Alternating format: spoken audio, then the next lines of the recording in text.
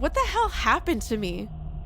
Why is the right side of my head so wounded and bloody? Jeepers! Do I have a concussion? Is this jail? Was I arrested? Am I a criminal? Hello?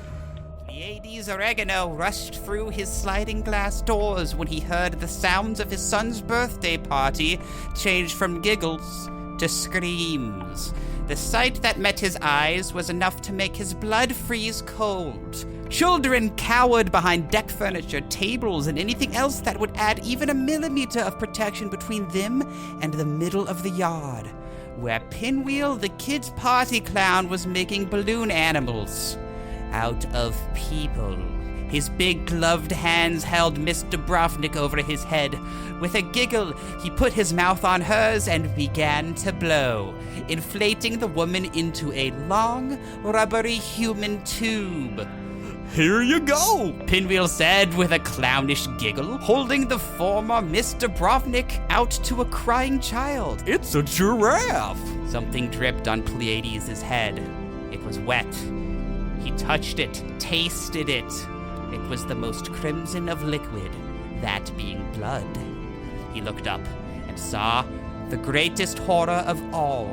Dozens of balloons that used to be some of his best friends, now twisted into the shapes of animals, drifting lazily off into the infinity of the sky.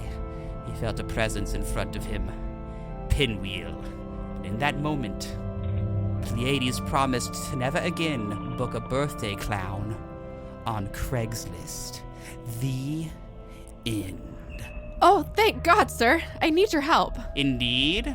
But what did you think of my evil story? What story? The one I just read? Like, right now? About an evil clown turning humans into balloon animals? Wait a minute. Am I in a dungeon? I see Steve's been a little too heavy with the kidnapping club again. Are you saying I've been kidnapped? Yes. You're in my evil dungeon, where I keep the people I kidnap off the street and force them to read my evil horror stories. I've been trying to expand my operations, so I commanded my best ghoul, who I also named Steve, to club people and kidnap them for me. But he hits really hard when he clubs people over the head, and so now you're probably having, permanent brain damage and... Did you say story? I think I like stories. Give it to me before I forget. Let me pull up my evil chair. This is a story about love, lust, and mosquitoes. What story? Story you have in your hands there. Oh, should I read it? Jesus Christ, just read it.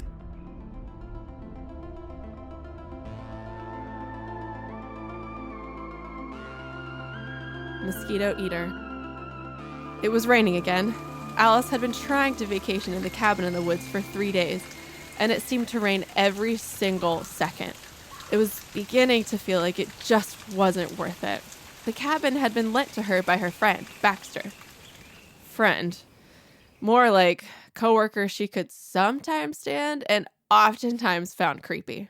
He was always around, always looking for an excuse to talk to her. Case in point, Baxter had overheard her lamenting about a recent breakup and was quick to offer up his cabin for Alice to get away and clear her head.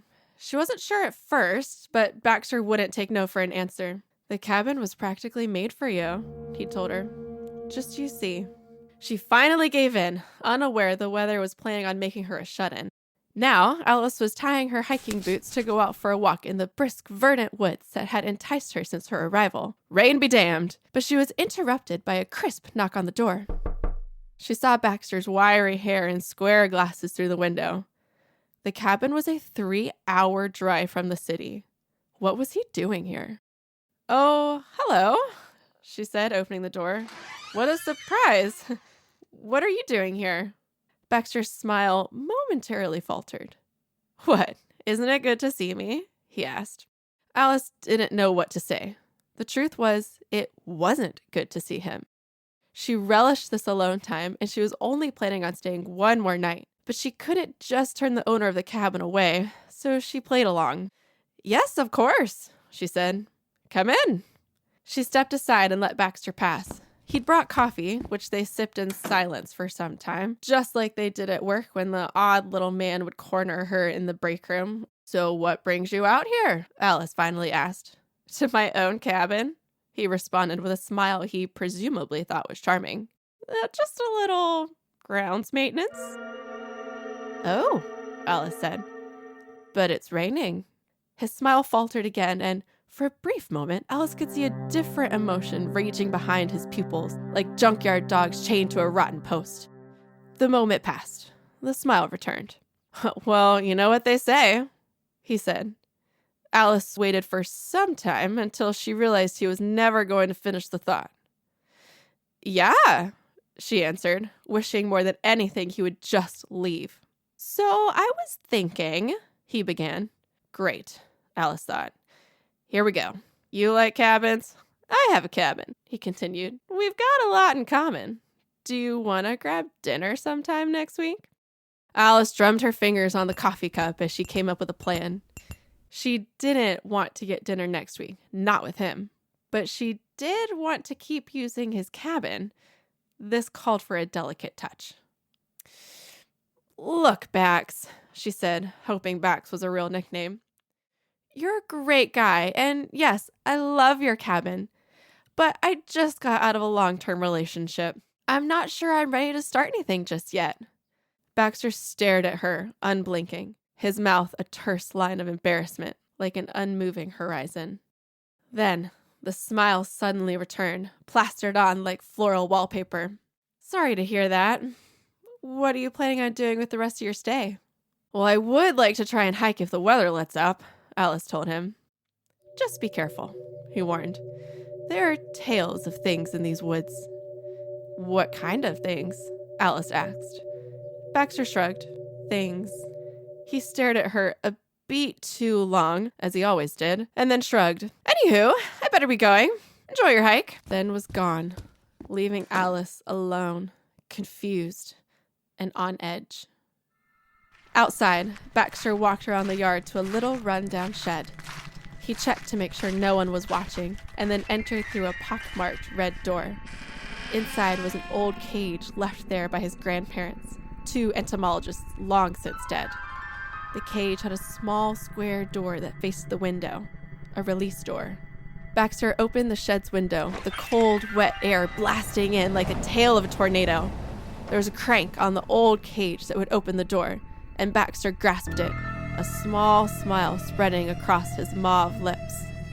As he turned the crank, the cage's door lowered slowly, creaking loudly like a scream. He glanced back at the cabin. His odd smile returned. Alice heard Baxter's car drive away, so she figured it was safe to go outside. Though it was too dark and too rainy to hike now, she still wanted to spend some time on the balcony. Alice took a deep breath as she felt the spongy wood cradle her feet. That petrichor smell never got old. She went to the railing and looked out at the emerald forest. That's when she heard it. Buzzing. A lot of buzzing. It sounded like 1,000 phones on vibrate, all of them receiving simultaneous text messages. She peered through the growing shadows, but couldn't see a thing. The noise grew louder. Whatever it was coming toward her. Something tiny struck her in the forehead. She slapped at it, pulling her hand away to see an insectile body crushed in a pool of crimson blood. A mosquito. The buzzing was at a fever pitch now. Alice looked up just in time to see a swarm emerge from the twilight. They came in 1s and 2s and 3s, the last few drops of rain falling from the leaves, dripping down their shimmering wings. Mosquitoes. Thousands of them. They looked hungry. They needed blood, hungered for it. Unfortunately for Alice, there was only one bag of piping hot blood present. Her. She screamed and jumped down onto the deck, bracing herself against the cold, wet boards. She expected the mosquitoes to bite her, but they flew right past, out of sight until the sickly noise of their disgusting wings became muted in the trees. She got up, her breath coming out in wisps of fog, and felt her pulse. Strange, she thought out loud. She didn't know much about mosquitoes, but she knew they feasted on blood like maniacs. But these mosquitoes ignored her completely. It was as if they had a goal, a mission, like they were running from something. But what sort of beast would scare a mosquito? Her hands shook. That instinctual knot in her stomach told her she had to get inside. She turned around, back toward the cabin. A sound stopped her mid-step. A cacophonous buzzing like 7 industrial box fans strapped to a whirring helicopter blade. It was different from the low, grating drone of the mosquito swarm. This was higher, more menacing, otherworldly. She turned back towards the wood and caught sight of a nightmarish creature set on a crash course straight toward her face. It was smaller than a robin, but larger than a dung beetle, with translucent wings and spindly, monstrous legs. She wasn't well-versed in mountain insects, but she knew she had seen this one somewhere before. It looked like a mosquito, but bigger. And then a name popped into her head. This thing wasn't a mosquito. It was a mosquito eater. The mosquito eater slammed its proboscis into Alice's cheek, full force, tearing at a chunk of skin with it. She felt its spear-tipped nose pierce her flesh down to the bone. Then it started to suck. She watched in mute horror as her own blood, her very life force, colored the proboscis deep scarlet. She saw its sac fill with liquid and felt like a deflating tire. Primal instinct took over, and she batted the insect away with a panicked hoot. The mosquito eater spiraled off the balcony and into the penumbra of night. She cupped her hand around the wound. There, beneath her fingers, was bubbling the most crimson of liquids, that being blood. She heard the buzzing coming back toward her and looked up. The mosquito eater had flown straight up into the air, and now it was arcing back around in a loop-de-loop. Back towards her. She ran back into the cabin and clanged the door shut just as the mosquito eater slammed into it, its proboscis piercing the wood like a dagger, straight through to the other side. Alice backed away from the quivering biological straw in horror. She went into the small bathroom and examined the bite on her cheek. She gasped in horror and no small amount of unbearable pain. It wasn't puffy and red like a normal mosquito bite. Instead, it was concave and gaping, showing off blood and tissue and a chlorophyll hue, viscous goo Alice had never seen before. She stumbled over to the toilet and vomited up the coffee Baxter had brought her. That was when she heard the knocking. Like Edgar Allan Poe's Raven, something was tap, tap, tapping on the back door. Alice grabbed a campfire lighter from the fireplace mantel in the living room, the closest thing she could find to a weapon, and tiptoed to the door. She pulled back the old moth-eaten curtain to find the mosquito eater launching itself against the glass. She watched in horror as it hit the door's foggy window, flew back, then flew into the door again. It kept doing this, and it didn't seem to be getting tired. Alice backed away as she saw a hair-thin crack beginning to form.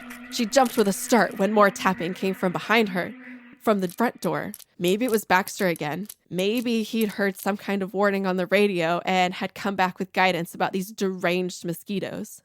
She pulled back the curtain. The swarm of mosquitoes that had flown past her was doing the same thing as the mosquito eater, darting at the door over and over again in a syncopated rhythm.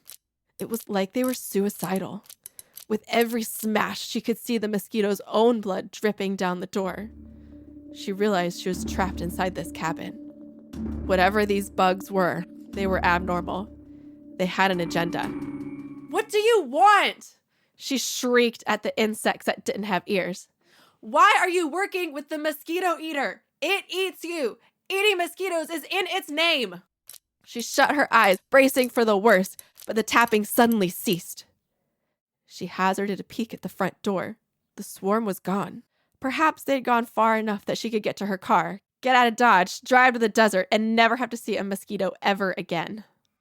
The smoke alarm suddenly shrieked through the cabin as the lights began to flicker, and then went black. Alice backed into a wall, panic rising in her throat. The power had been terminated because of the storm, she told herself. It wasn't the mosquitoes. Mosquitoes weren't smart enough to dig into the earth and cut the power line.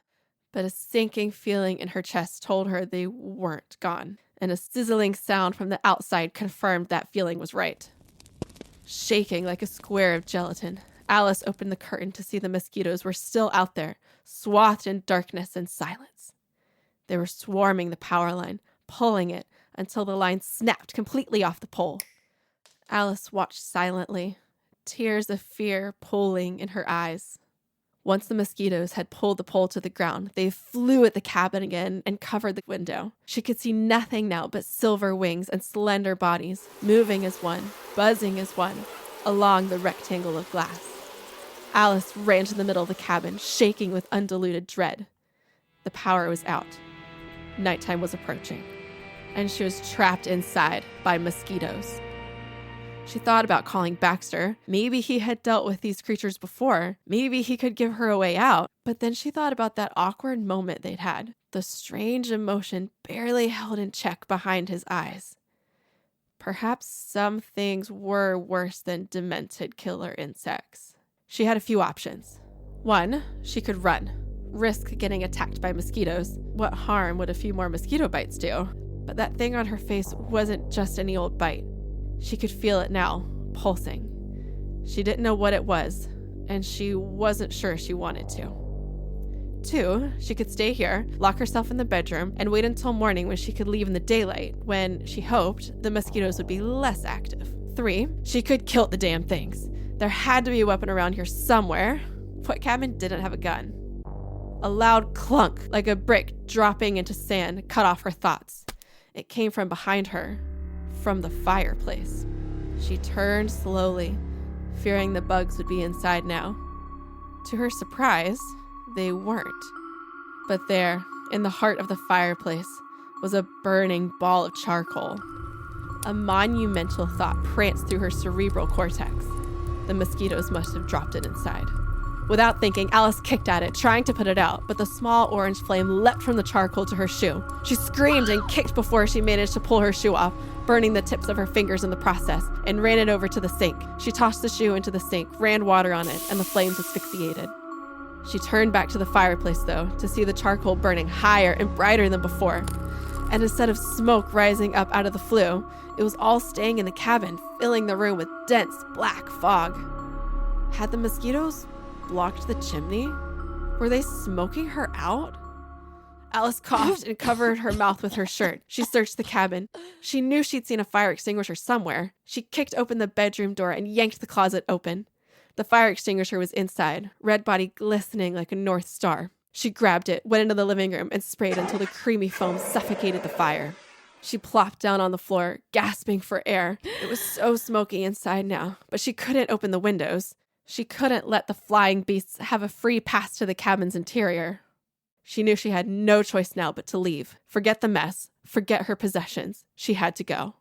She tried to concoct an escape plan, but her head was throbbing, a piercing pain knocking at her skull, right underneath the bandage she'd put over the mosquito eater bite. She needed to see what was going on under that Band-Aid. She went to the bathroom, looked in the mirror, and peeled back the beige sticker. The wound was now black, dead. The skin around it was eaten away, and as she looked closer, Alice could see the hard, white bone of her skull underneath. She screamed. 20 minutes ago, this had only been a small bite. Alice hyperventilated. She was miles away from town, at least an hour away from the closest hospital. There were no neighbors nearby. It was just her, alone. No one would ever know what happened to her. But she refused to die out here. She picked up a bottle of peroxide and poured it directly into her wound. It sizzled like acid, and Alice screamed in unendurable pain. She thought that her body might be going into shock. Glass shattered, drawing her attention. The window on the back door. She peeked out of the bathroom. The mosquito eater buzzed inside the cabin, its head lolling side to side in a demented search for her blood. She only had moments to act, so she armed herself with a roll of toilet paper and threw it at the bug as hard as her mighty arms could muster. "Get away from me!" she screamed. The toilet paper roll struck the mosquito eater like a double-ply bullet, knocking the bug into the living room wall with a sickening crunch. Its proboscis embedded itself in the wall. Now stuck, it flexed its spider-like legs, trying to pull itself free. Alice could hear the wall's wood paneling crack. She didn't have much time. She slapped on another Band-Aid over her lesion and hurried to the living room. She put on her one good shoe and her raincoat and turned back to the bathroom to grab the first aid kit for the road. But through the smoke, she realized the mosquito eater's body was gone. It was still alive, and she knew it would be back for her. She ran to the front door, ripped it open, and sprinted up the hill toward her car. The woods were dark. She tried to use the flashlight on her phone to light her path, but her phone was dead. She stumbled and fell over a downed tree. She got to her feet and felt her wounded knee. It was sticky with crimson liquid. Blood. The insects would sniff her out soon. She had to be quick. She scrambled up the hilltop on her hands and knees, desperate to get out of these woods. Dirty, wet, and slashed up, she finally crested the hill and could see her car. In all of Alice's 32 years, there had never been a more beautiful sight. The door handle clicked once as she yanked it. Locked. She fumbled her keys out of her pocket and unlocked the door. She jumped inside, slamming the door and locking herself in. Safe inside this metal box, she allowed herself one short breath. But then the buzzing came. The swarm of mosquitoes was hovering between her car and the darkness beyond.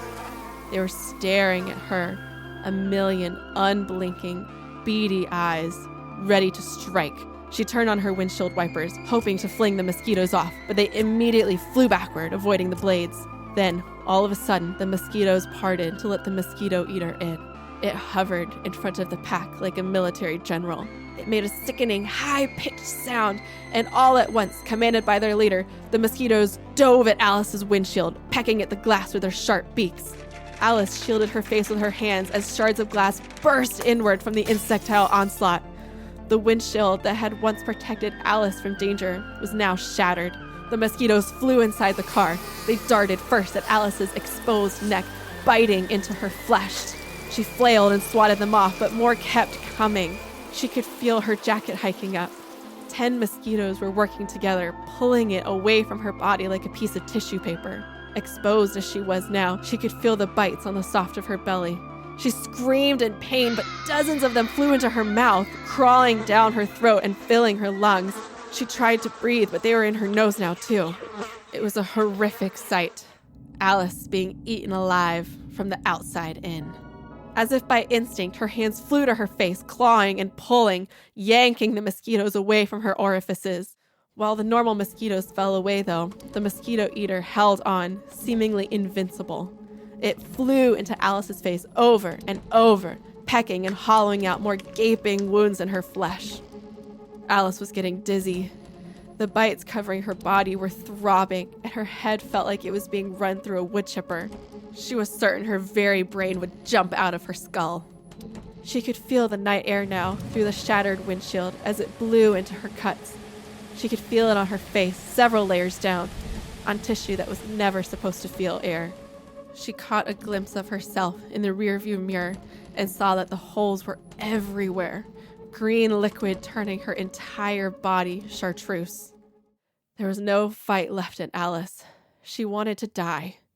But even though she wasn't moving, she felt herself being lifted, slowly, off her seat.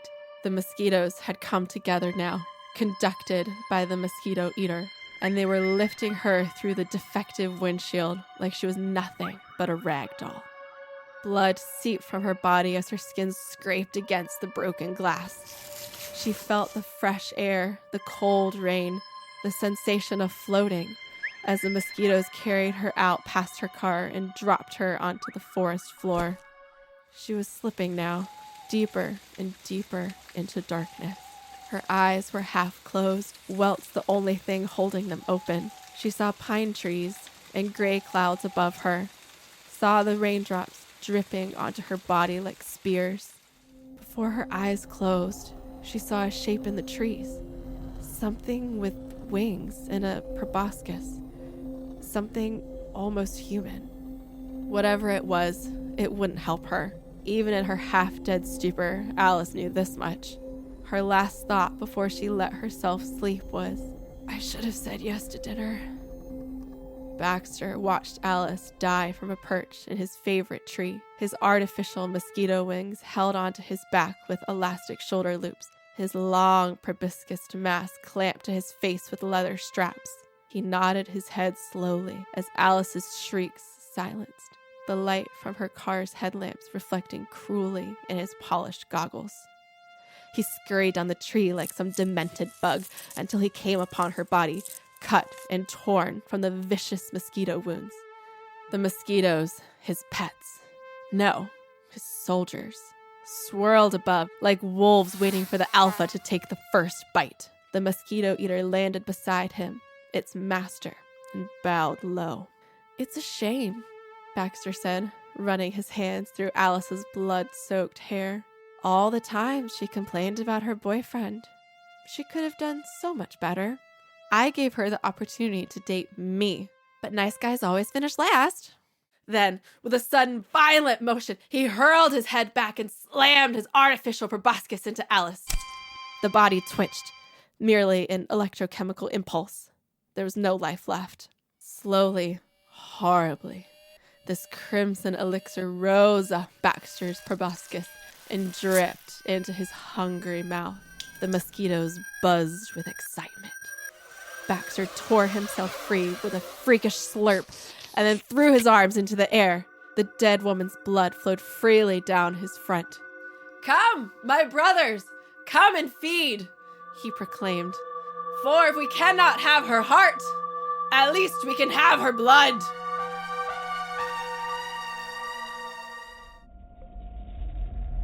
Well, what did you think of my evil story? What story? Blast your fickle brain! Come closer so I can slap you. Okay. Yeah. There. What did you think of that? Oh my god. I remember everything. About my story? No, about me. I live in a big house, and I have a loving family, and I'm rich. Yes. Oh, what's this? I'm prowling the night downtown. Am I What is it? You know that serial killer who's been cutting out people's eyes and keeping them in her pockets? Yeah, it's all over the news. Wait a minute. What are you?